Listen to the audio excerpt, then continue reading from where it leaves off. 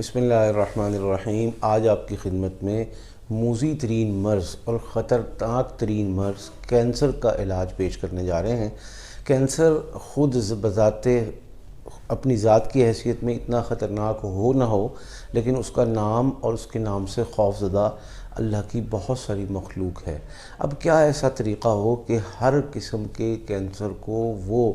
Cure بھی کرے، شفا یاب بھی ہو، جڑ سے بھی ختم ہو، اور جیسے ڈاکٹرز بتاتے ہیں کہ موروثی اور خاندانی ہسٹری میں موجود امراض آگے ٹرانسفر ہوتے ہیں اولاد میں، اگلی نسلوں میں، ایک نسل نہیں تو اس سے اگلے نیچے تیسری نسل میں،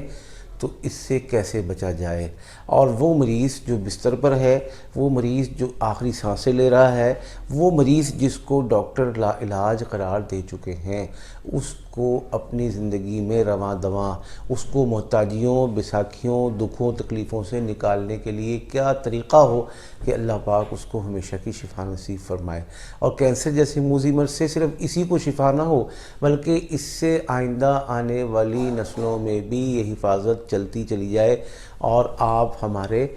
ادارے کے لیے اور ہم سب کی جو کوششیں اور کاوشیں ہیں آپ تک درست طریقے سے وظائف پہنچانے کی، اعمال پہنچانے کی، روحانی علاج کرنے کی، ہم بھی سب آپ کی دعاؤں میں شریک ہو جائیں۔ تو اس کے لیے بہت آسان عمل ہے، مریض خود بھی کرے اگر کر سکتا ہے، اس میں سکت جان ہے، اور اگر وہ نہیں کر سکتا، اتنا کمزور ہے، اتنا بیمار ہے، مایوسی چھا چکی ہے، اور وہ اپنی موت کو پکار رہا ہے یا اس کا انتظار کر رہا ہے، تو اس کے لواحقین میں سے کوئی ایک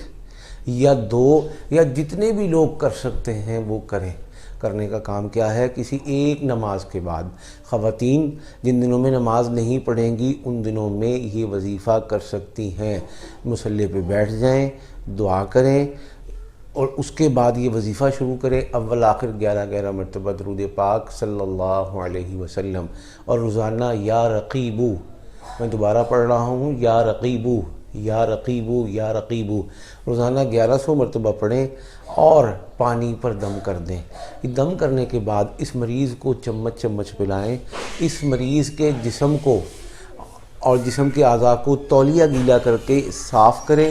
اور اسی طرح اگر اس مریض کے کمرے میں چھڑکا جا سکتا ہے پاک جگہوں پر تو وہ چھڑکیں۔ اللہ کے حکم سے اس عمل کو کم از کم 11 دن، اور ورنہ مرض کی نوعیت، مرض کی شدت کے مطابق 41 دن جاری رکھا جائے۔ اللہ کے حکم سے نہ صرف شفا نصیب ہوگی، معاملات درست ہوں گے، بلکہ ایسا اچھا بھلا چنگا مریض ہو جائے گا یا ہو جائے گی کہ کبھی اس کو کینسر چھوڑ کبھی سر میں بھی درد ہوا تھا۔ انشاءاللہ اس عمل کو یقین کے ساتھ کریں۔ بس ایک کام آپ نے اس عمل سے پہلے شروع میں کرنا ہے اور ہر 7 دن کے بعد کرنا ہے جب تک یہ عمل جاری ہے، کہ 1 پاؤ گندم،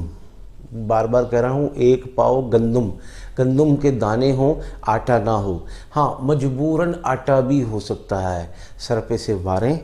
anti clockwise 7 times, clockwise 7 times وار کے اس کو چھت پہ ڈال دیں کہ پرندے کھا لیں، کسی ویرانے جنگل میں ڈال دیں کہ کیڑے مکوڑے کھا لیں، اور اگر آٹا ہو تو اس کو کسی ایسی جگہ ڈال دیں کیاری میں کہ جہاں پر کیڑے مکوڑے اس کو کھا لیں، لیکن کسی صورت بھی اس رزق کی بے ادبی نہیں ہونی چاہیے۔ اللہ کے حکم سے اللہ کی مخلوق کے پیٹ میں یہ جائے گا، ادھر انشاءاللہ اس کی شفا کا فیصلہ ہوگا۔ اللہ پاک اپنی مخلوق پر بہت رحیم ہے، کریم ہے۔ اس کے محبوب صلی اللہ علیہ وسلم کی زبان سے اعلان ہے، ارحموا من فی الارض یرحمکم من فی السماء، تم زمین والوں پر رحم کرو، آسمان والا یعنی اللہ تم پر رحم کرے گا۔ اور جو لوگ، ایک حدیث پاک ہے، جو لوگ رحم نہیں کرتے وہ رحم سے محروم رکھے جاتے ہیں۔ لہٰذا کوئی بھی شکل صدقے کی ہو اس کو اختیار کرنا چاہیے، اور جو طریقہ ہم بتا رہے ہوں آپ کو اس کو لازم پکڑیں۔ اگر اس میں اونچ نیچ ہو جائے، گندم نہیں مل رہی کسی دنیا کے ایسے حصے میں کہ آٹا ملتا ہے گندم نہیں ملتی، تو آٹا کر لیں۔ آٹا بھی نہیں ہے بھائی چاول کر لیں، چاول بھی نہیں ہے کوئی اناج دوسرا کر لیں، کوئی بھی چیز ہو وہ کی جا سکتی ہے، لیکن ترجیحاً اور سب سے عمدہ اور مجرب طریقہ جو ہم آپ کو عرض کر رہے ہیں اور سینہ بسینہ میرے مرشد سے اب تک مجھے ملا ہے، میں وہ عرض کر رہا ہوں۔ اس کے علاوہ بھی کرنے میں کوئی ممانعت نہیں ہے۔